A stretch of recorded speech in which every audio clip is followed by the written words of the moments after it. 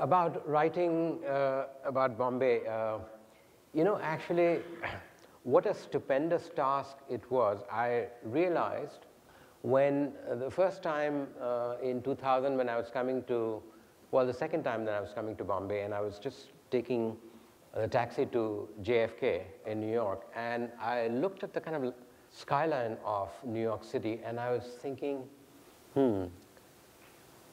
Bombay is probably 10 times more complex.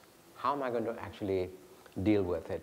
And so it took me 10 years, from 2000 to 2009.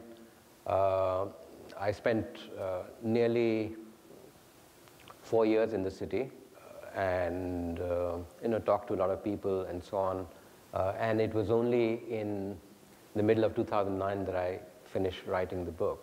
So the book has been in the making for a long time, and in some sense it's been in the making for even longer, because Bombay was on my mind since my childhood. And many of you know probably that I'm not from Bombay, and some reviewers often remind me that I'm not from Bombay.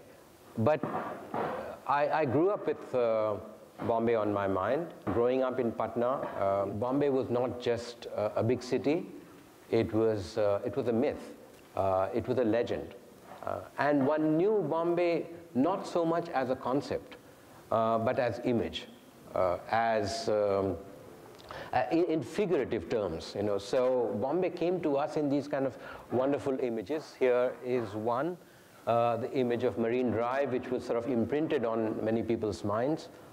We thought of its expansiveness in terms of these kind of signature images. There was, of course, the famous "Ae Dil Hai Mushkil Jeena Yahan" from the film CID, Johnny Walker crooning on Marine Drive and on Fort and near the Taj and so on. There was also the kind of rain-drenched kind of romance on Marine Drive between Devanand and Waida Rahman in Kala Bazaar.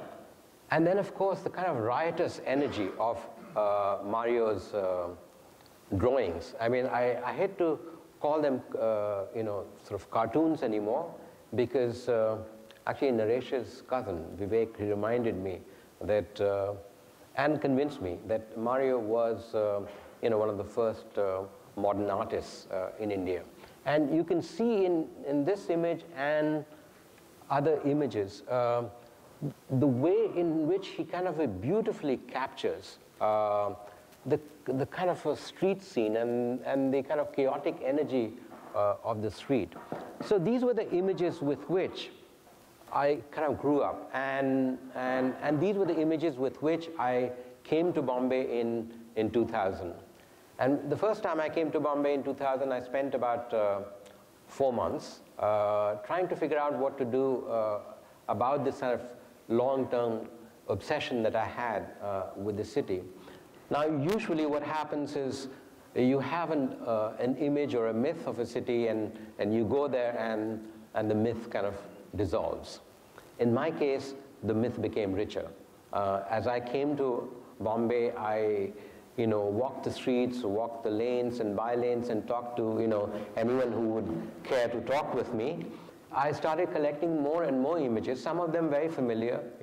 Bombay is a city of opportunity, or Bombay is a monstrous city, out of control, full of crime, corruption, and communalism. When I came to Bombay, there were all these kind of images and stories that people told me. Some of them were familiar stories about Bombay to Mumbai, the story of transformation of Bombay from industrial to global city, from modernity to post-modernity, and so on. And then there were, of course, many more personal and intimate stories. As I started collecting these stories, I was reminded of a book that I had read some time ago by Jonathan Rabin. It's a wonderful book called Soft City. And in that book, Jonathan Rabin says something like, I'm paraphrasing him here, the soft city of myths, illusions, aspirations, and dreams is perhaps as real, if not more real, than the hard city one encounters in the monographs on demography and statistics. And that kind of quotation was with me for a while about how people live their cities in their imaginations. And as I talked to people, people would, give their impressions of what the city was like. Even if they were deeply critical of the city, they would kind of conjure up an image of the city that they lived in. And so I decided at that point that the kind of history that I wanted to write would be one that was attentive to this sort of aspect of urban life that they lived in their imagination, the urbanity that they dreamed about, or even they had nightmares about. And that's how I came upon the idea of Mumbai Fables. And I thought what I wanted to do was not only tell the story that I had collected, or the story that people told me, or the story that I found in archives or in literature or in newspapers, but also the backstories behind those stories. Where did those stories come from? After all, they didn't sort of drop from sky. People created these stories, and I wanted to understand why they tell these stories, including my own sort of imagistic encounter with Bombay. Where did those images come from, and what was the history of those images? So Mumbai Fables was kind of born with this idea of not just telling stories, but the backstories of those stories.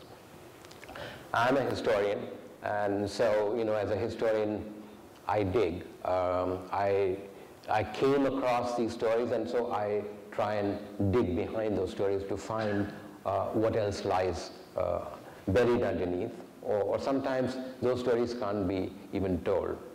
This meant that, my research strategy also had to be much more expansive.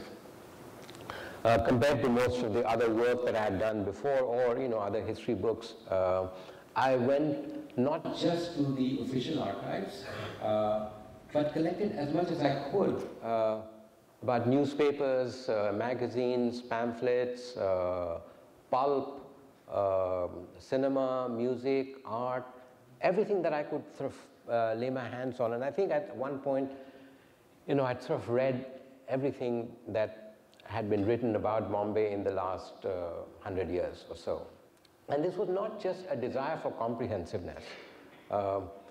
I went through this kind of research because of several reasons. One was, of course, that in the city, or as in life, the distinctions between literature, art, and cinema are not always maintained.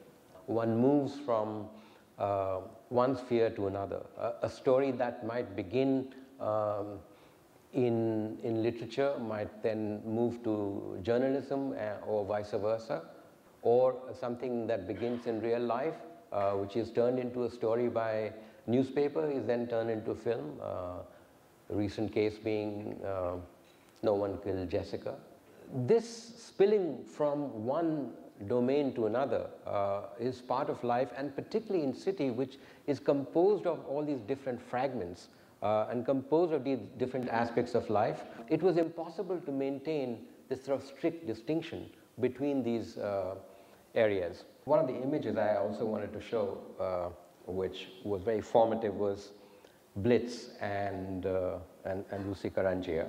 So as I was speaking about these transmission of images from one sphere to another, and I came across this Hindi comic book series at various railway stations, to begin with in Mumbai Central, but then also in VT and in various other places, was Doga. Doga, who is described as Mumbai Ka Rakshak, protector of Bombay. And what you find in this comic series is an attention to current events. So whether it's an issue of the nexus between the builder and the politician, or builder and the police, or communal riots of 92, 93, Doga is always there. And Doga is there on behalf of the ordinary citizenry of Bombay. This was a very good example of how certain events, political events, are assimilated and then represented in this kind of popular medium, and which gives it its own twist. And visually, it's kind of very powerful. And so for a while, I became completely obsessed with these comics. And they published roughly 400 since 1992. So I read them all, and so I came up with these images, and here is an image from one of the comics. It's based on the 92-93 riot, and in the comic itself, of course, the riot is caused not by sort of communalism, but the way it puts it, sort of loss of humanity. And so Doga sort of appears and fights the rioters on behalf of humanity and on behalf of the citizens of Bombay. So that was one example. I mean, comic books is one example of how the distinction between high and low, distinction between politics and journalism, politics and art couldn't be strictly maintained, and they kind of spilled into each other. And that meant that my research also had to sort of follow this kind of a lateral movement from one to another.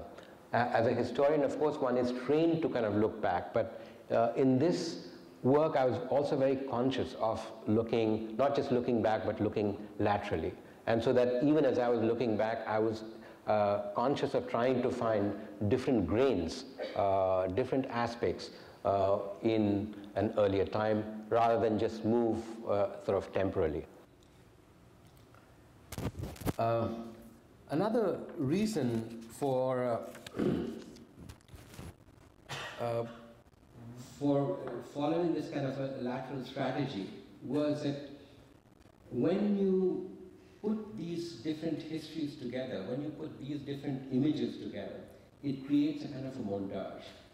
And what montage does is that it breaks up the smooth evolutionary surface that one finds normally represented in history. I mean, historians normally tell a kind of a story of transition from one to the other, from one phase to another, Bombay to Mumbai, for example. And there is an impression then that is created that Bombay at a certain point had a kind of a singular history. It had a kind of a singular ethos or singular spirit, and that spirit then transforms or changes or in some accounts degenerates into Mumbai. And then again you get yet another singular image.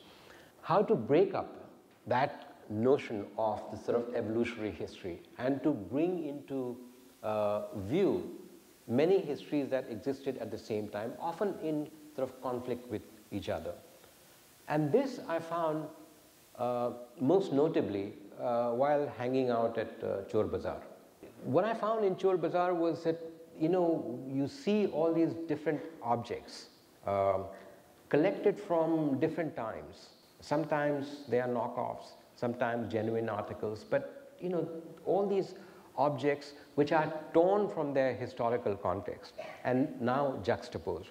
When they are juxtaposed without any kind of sort of organic relationship to each other, they lose whatever original historical aura that they might have had. And you are able to see that history in a new fashion. And so when I was collecting all these kind of different materials, whether they ranging from literature to cinema to journalism and so on, and bringing them together allowed me to create this kind of collage, to see history in this kind of fashion of a montage, and therefore break up this evolutionary representation of kind of a smooth surface history. And here is my friend, I don't know if you recognize him, in Chor Bazaar. And you can see here Naresh Fernandez looking at various jazz records, and here is a man who is working with various kind of mechanical, things that he also sells. He's got records, he's got gramophone, and then you have a woman in the background who's just sort of watching all of this. And here you see all of these kind of different images which together cannot tell you a kind of a singular history. You have to kind of break it up. You have to disaggregate it. And this is the kind of lesson that I learned in Chor Bazaar, to write a history as montage. And then finally, another reason for going to Chor Bazaar and then of course actually collecting this kind of montage sort of history was to also break up certain kinds of singular stories. And this I found, for example, represented particularly in the art that I discovered, namely the art of Meera Devi Dayal. Actually, I only discovered later on that she was Namita's mother. And I remember when I saw Meera Devi Dayal's painting, and then I said to Namita, "Hey Namita, you never told me that, you know, she was your mother." And Namita, I don't know if I can say this, but Namita said, "Yeah, but she's mom." So anyway, but I found her painting, and this is one of the paintings that I've used in the book. It's called Luxurious 123 BHK Flats. And here you can see the juxtaposition of these different kind of worlds. So you have the architectural drawing, and behind it is a building that is being demolished. You have this sort of a light shade that might come from Chor Bazaar. And there are all these kind of different lives that coexist together. All these different histories that coexist together. Another painting of hers, Objects in the Mirror Are Closer Than They Appear. Here you have a kind of a taxi driver, and it's part of a kind of series of paintings on fantasy homes. And you have a taxi driver who imagines this home in his taxi and sees that home almost as a kind of a cinema screen. And so on the cinema screen you have these swans. And then just as a kind of a reminder of his life, you have on the margins presumably his wife or mother sort of looking at him, and just as a kind of a reminder of space that he is in. And then, of course, finally this image from Atul Dodia, which is, serves as the cover in the international edition of the book. It's a lovely image. Most of you will recognize it. It's a takeoff on the Bazigar poster with Shah Rukh Khan.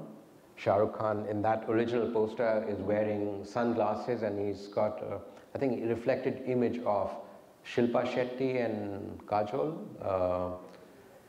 And here Atul Dodia has David Hockney and Bhupen Thakkar, and he's sort of signaling in his kind of self-portrait the sort of influences on his painting. Some of these small images of people sort of swimming are very kind of Thakkar, Bhupen Thakkar-like. And the way I kind of see it is, you know, Atul Dodia is making all these kind of statements about the city and the kind of transaction between city and cinema, the transaction between city and art, or art being an aspect of the city, and of course his own influences extending from Bhupen Thakkar to David Hockney. And in a way, for me, it actually summed up this idea of a layered history and layered representation of the city. So I hope